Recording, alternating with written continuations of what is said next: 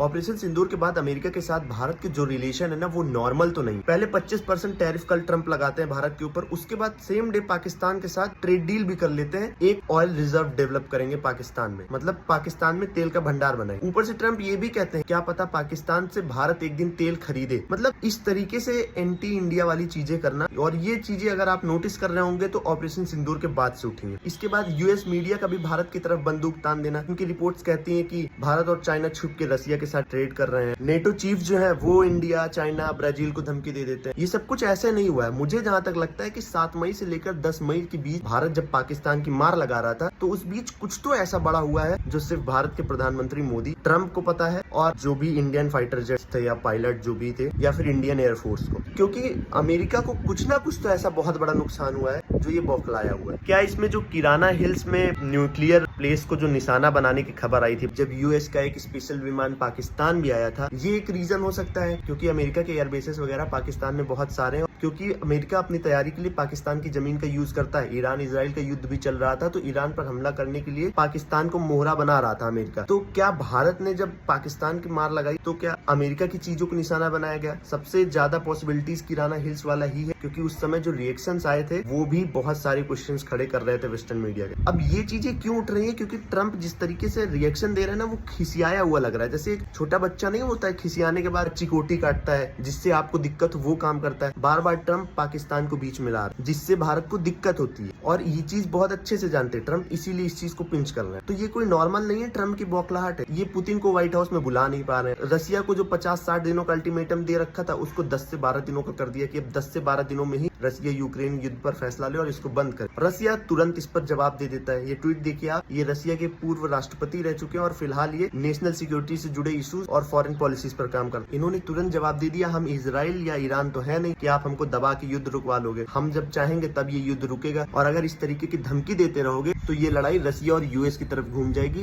रसिया और यूक्रेन की नहीं। और जब ये धमकी देते हैं ट्रंप, रसिया तुरंत उठता है और 300-350 मिसाइलें यूक्रेन पर फिर मार देता है। मतलब ट्रंप कुछ कर नहीं पा रहे। और रसिया के साथ ट्रेड कौन करता है? भारत और चाइना। इसीलिए चाइना और भारत को दबाने की कोशिश कर रहे हैं। चाइना पर भी डायरेक्ट टैरिफ लगाने की बात करते हैं, टैरिफ चाइना भी लगा देता है। अब भारत के साथ भी ये वही गेम खेल रहे हैं। एक तरफ पीएम मोदी को अपना दोस्त बताते हैं, फिर पाकिस्तान का नाम बीच में ला देते हैं। मतलब कुछ ना कुछ तो ऐसा है। या तो मुझे ये लगता है कि ट्रंप को जैसे दुनिया के देश क्रेडिट दे रहे हैं, भारत क्रेडिट दे ही नहीं रहा है कहीं। सबसे बड़ी चीज इनको ये लग रही है। तो मुझे तो यही लग रहा है कि 7 मई से 10 मई के बीच कुछ ना कुछ तो ऐसा बड़ा हुआ है जो शायद आम लोगों को नहीं पता है, मीडिया में भी नहीं आया है, लेकिन कुछ ना कुछ हुआ है, तभी ये रुख जो बदला है इतना ज्यादा ट्रंप का भारत के लिए, ये उसी ओर इशारा करता है। आपको क्या लगता है? अपना ओपिनियन कमेंट बॉक्स में जरूर दीजिएगा।